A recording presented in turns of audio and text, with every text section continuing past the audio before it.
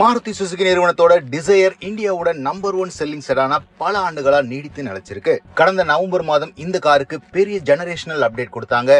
இந்த 4th generation டிசையரை launch பண்ணும்போது எக்கச்சக்கமான ஃபீச்சர்ஸ், அது கூடவே எக்ஸ்டீரியர் டிசைனை பெருசா மாடிஃபை பண்ணியிருந்தாங்க. முன்பில்லாத அளவுக்கு மாருதி டிசையர் ரொம்பவே அட்ராக்டிவ் காரா மாறி இருக்கு. இந்த டிசைன் ஃபீச்சர் அப்டேட்ஸை தவிர எல்லாரையும் ஆச்சரியப்படுத்தின விஷயம் இந்த கார் வாங்கின சேஃப்டி ரேட்டிங் அப்படின்னு சொல்லலாம். பொதுவா மாருதி சுசுகி கார்கள் டின் கேன் அப்படின்னு கேலிக்கு உள்ளாக்கப்படும். இதற்கு முக்கியமான காரணம் மாருதி சுசுகி நிறுவனத்தோட பெரும்பாலான கார்கள் குளோபல் என்கேப் போன்ற சேஃப்டி ரேட்டிங்ஸ்ல 0ல இருந்து 2 ஸ்டார்களுக்குள்ள தான் வாங்கியிருந்தது. But latest generation Dzire global NCAP ரேட்டிங்ல ஃபுல் 5 ஸ்டார் ரேட்டிங் வாங்கி அனைவரையும் ஆச்சரியப்படுத்திருந்தது. மாருதி சுசுகியோட லான்ச் ஈவென்ட்லயே இதை ஹைலைட் பண்ணி காமிச்சு எந்த அளவுக்கு மாருதி சுசுகி நிறுவனம் சேஃப்டியை பிரதானமான அம்சமா எடுத்துட்டு இருக்காங்க இந்த கரண்ட் ஜெனரேஷன் டிசையர்ல அப்படின்னு குறிப்பிட்டிருந்தாங்க.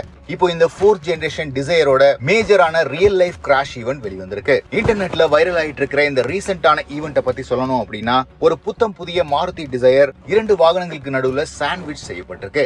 இந்த இமேஜஸ் வச்சு பார்க்கும்போது இது கிளியரா ஒரு புத்தம் புதிய டிசையர் அப்படின்னு தெரியுது. கார்ல ஒட்டப்பட்டிருக்கிற ரிப்பன்ஸ் கூட இன்னும் ஃபேட் ஆகல. டேமேஜஸ் பொறுத்த வரைக்கும் ஃப்ரண்ட் பானட் கம்ப்ளீட்டா டேமேஜ் ஆயிருக்கு. இது கூடவே ஃப்ரண்ட் வீல் ரிம் மற்றும் டயர் கம்ப்ளீட்டா டேமேஜ் ஆயிருக்கு. பம்பர், கிரில், ஹெட்லைட் எல்லாமே கிரஷ் ஆயிருக்கிறத பார்க்க முடியுது. ரியர் எண்ட்லயும் பூட்ல பெரிய டேமேஜஸ் பார்க்க முடியுது. இவ்வளவு பெரிய சிவியரான இம்பாக்டுக்கு பிறகும் கேபின் ஸ்பேஸ், அதாவது பேசஞ்சர் இருக்கிற ஏரியால எந்த விதமான டெஃபார்மேஷனும் இல்ல.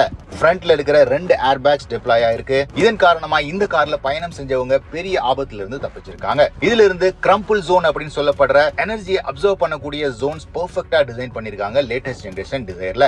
இந்த விபத்துல இருக்கிற டிசையரோட வேரியன்ட் நமக்கு தெரியல அப்படின்னாலும் லேட்டஸ்ட் ஜெனரேஷன் டிசையர்ல 6 ஏர் பேக் ஸ்டாண்டர்ட் அப்படிங்கிற விஷயம் உங்களுக்கு எல்லாருக்குமே தெரிஞ்சிருக்கும். இதன் காரணமா பேஸ் வேரியன்ட்ல இருந்தே 6 ஏர் பேக்ஸ் ப்ரொவைட் பண்றதுனால எதனால மற்ற ஏர் பேக்ஸ் ஓபன் ஆகல அப்படிங்கிற கேள்வியும் எழுந்திருக்கு. ஏர் பேக்ஸ் டெப்ளாய்மெண்ட் அப்படிங்கிறது ரொம்ப சென்சிட்டிவான ஏரியா. எந்தெந்த இடத்துல சென்சார்ஸை பொருத்திருக்காங்களோ அதுல இருக்கிற இம்பாக்ட பொறுத்து தான் அந்தந்த டைரக்ஷன்ல இருக்கிற பர்டிகுலர் ஏர் பேக்ஸ் ஓபன் ஆகும். இது ஃப்ரண்ட் அண்ட் ரியர்ல இருக்கிறதுனால சைடு ஏர் பேக்ஸ் ஓபன் ஆகாம போயிருக்கலாம். எது எப்படி இருந்தாலும் இந்த லேட்டஸ்ட் ஜெனரேஷன் டிசையர் இது மாதிரி ஒரு மேஜர் ஈவென்ட்ல இருந்து டிசையர் பேசஞ்சர்ஸை காப்பாத்திருக்கு அப்படிங்கிறது நல்ல விஷயம். இந்த பர்டிகுலர் ஈவென்ட்ல டிசையரோட பெர்ஃபார்மன்ஸை பத்தி நீங்க என்ன நினைக்கிறீங்கன்னு கமெண்ட் செக்ஷன்ல பதிவிடுங்க.